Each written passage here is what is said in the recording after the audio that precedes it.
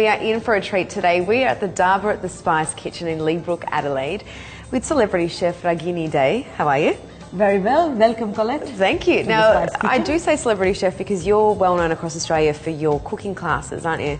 I think it's the food, really. The food? Yeah, more than me. I like the food to be known. Real Indian food. Ah, sure. Real Indian food. Well, speaking of real Indian food, what are we cooking Well, today? we're going to make Bengal style because Indian food is really regional, and what we have in the restaurants doesn't do it justice at all.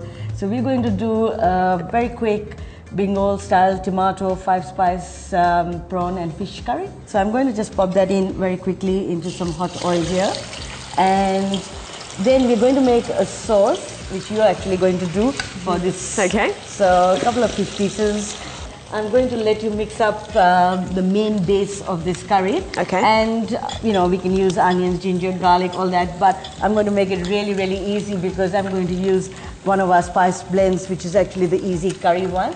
And we're going to just mix that up with a bit of water. And I'm going to add some whole chilies. This is a very interesting recipe because you have some whole dry chilies, but you're also going to have some fresh green ones. Okay.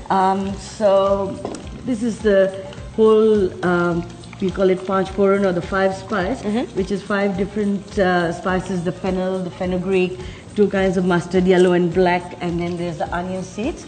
And you can hear that sizzling, so off you go with your sauce in there.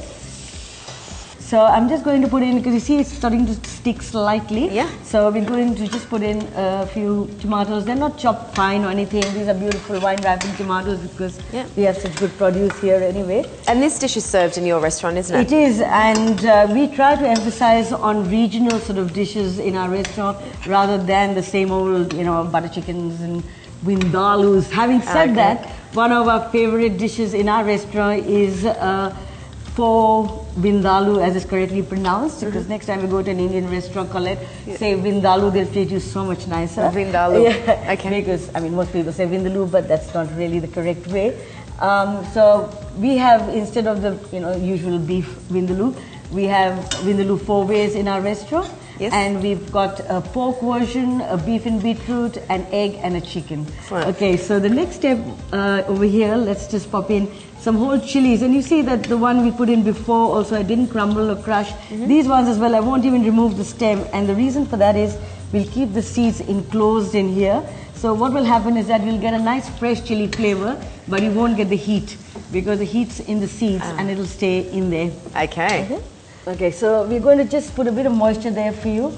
So just a little bit. I'm going to let that reduce slightly. Tomatoes soften. We'll add our fish, which is ready to go in there. Yeah. We have some beautiful South Australian prawns. So all we need to do now is just add a little bit of tomato paste just to thicken the sauce. A little bit of salt is nice. And we'll just finish off by adding a few coriander leaves just to give a nice flavor. Colette, I don't know if you're married or not, but if you go to India, you'll have a long line of suitors if you can put that. Thanks, Regina. Well, that was actually quite easy and simple to prepare. And you've written some cookbooks in the past before, haven't you? We have. And you're turning to modern technology now, and it's going to be on the internet. Excellent. We'll keep your eyes peeled for that.